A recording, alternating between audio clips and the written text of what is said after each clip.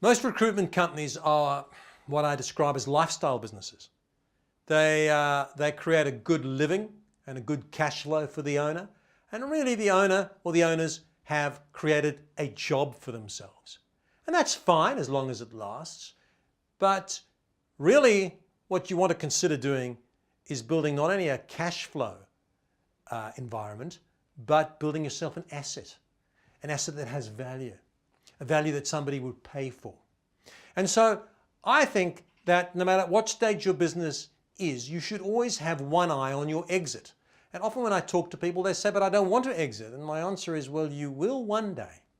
And whether that day is close or far away, you should start to think about your exit planning. And today I'm going to give you seven components, 7 items to think about. And the first is to start at the end.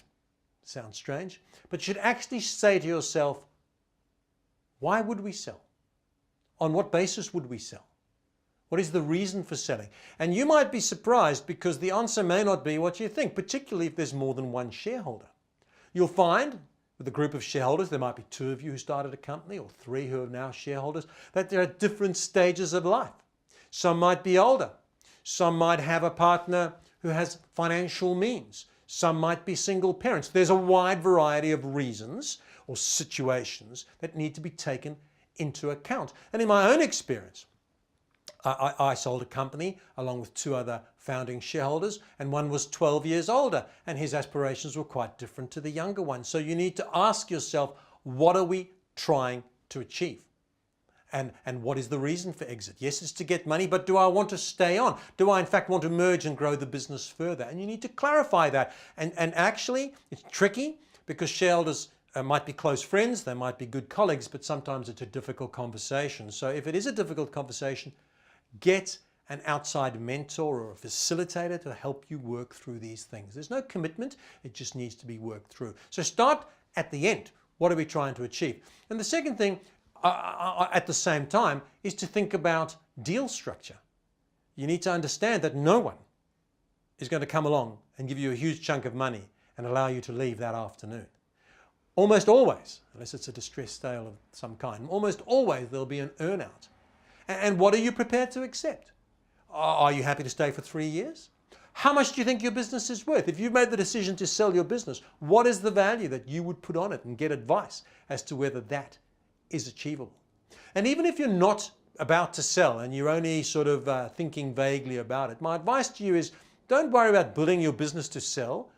Build a business that is saleable, whether you intend to sell it or not, because the dynamics of a business that is saleable means that it will be sustainable.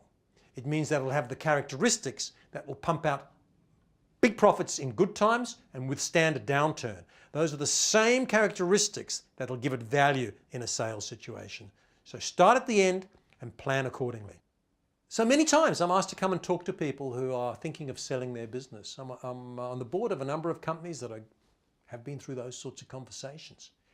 And often a good question to ask, and I always ask it, is what's the profile of a potential buyer? And typically there's deadly silence. And the answer is, well, we'll sell to anyone. That's okay. That's an interesting answer in itself, because remember, if you sell to someone, you're almost certainly going to have to work with them for a few years. So I wouldn't sell to anyone, actually. But even if you took that view, not anyone is going to buy you. What is it about your business that's attractive to certain people? Who will buy? Is it a multinational who would buy your company? And a multinational is very unlikely to buy your 3-person suburban business. Another competitor in the same space might. They might. So who is it a national company? Is it a private equity? We see that happening from time. Is your company big enough? Does it have the scale to go to an IPO? You've really got to drill down and get advice on who is the potential buyer, because your business will not be appropriate for all buyers in the recruitment industry. It will be attractive, if at all, to certain groups. That being the case, build the business to make it more attractive to that group of buyers. So work out your buyer profile and build your business accordingly.